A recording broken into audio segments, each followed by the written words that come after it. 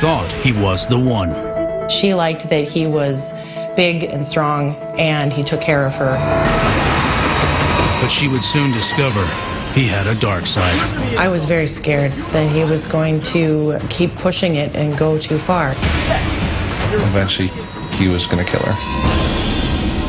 This is Amanda Oliver's story, when a new beginning could mean the end. I'm Dr. Michelle Ward. I'm a criminal psychologist, and I was stalked. In fact, anyone can become a victim. Over 3 million people are stalked every year in this country. Although many survive their ordeal, others don't. These are their terrifying stories.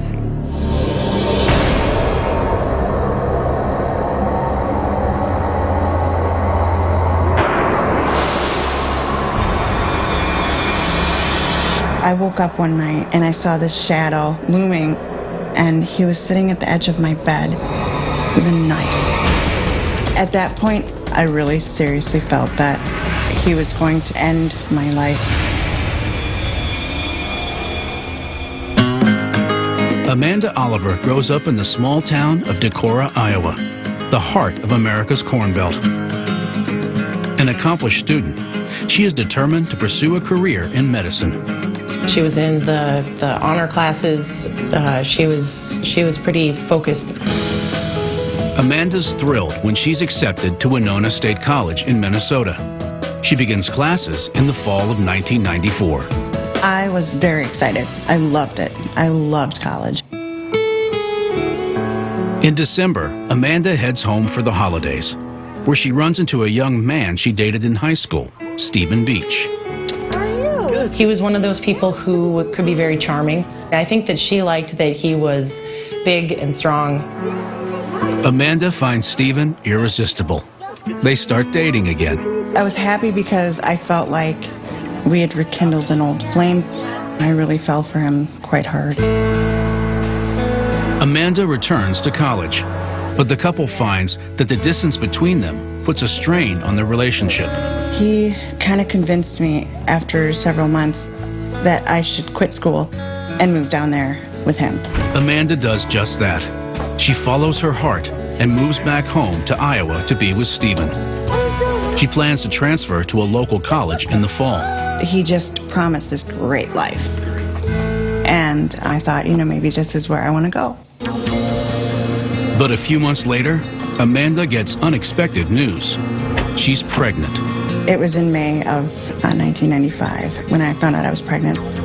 That kind of changed things. The couple decides to marry. Amanda and Stephen tie the knot on December 29th, 1995. I felt that it was the right thing to do to marry the baby's father. A month later, she gives birth to Jake, a healthy baby boy. The newlyweds are happy. He was a pretty attentive, pretty good dad. At this point, I did see a very bright future with him. Amanda enjoys her new role as wife and mother. But as time goes on, Stephen has a harder and harder time adjusting. He wanted to do whatever he wanted to do when he wanted to do it. He started going out to the bars, and he started coming back drunk. They argue constantly.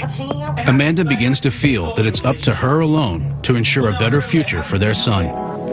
In 1997, when Jake is 2, she decides to return to school and pursue a degree in nursing. When I went back to school, Stephen's behavior got worse. He used to holler at me for not cleaning up enough. And what do? I would vacuum the floor and he'd re-vacuum it because I did it wrong. She wasn't allowed to go out or see friends. He didn't want anyone talking to his wife or even looking at his wife. Anytime you see someone controlling another person, this is a big red flag in any relationship. Stephen feels superior by putting Amanda down, by belittling her. This is how he's getting his self-esteem. This is how he builds himself up, by controlling another person. He started taking the money that was for bills and rent and food and using it so he can go to the bar. I had put in a college fund for Jacob, and that money was disappearing. On my money that you take. So I confronted him.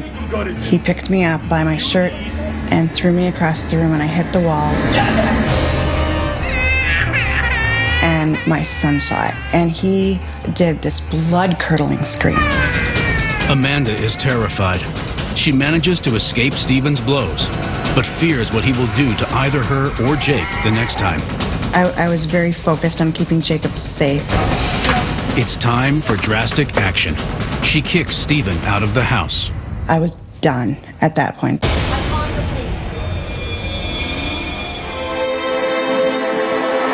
Amanda immediately files for divorce. She struggles to begin a new life as a single mom. She felt overwhelmed by all of her responsibilities, taking care of Jake by herself and to find time to do her studies and having to work a lot. I would go to school part-time.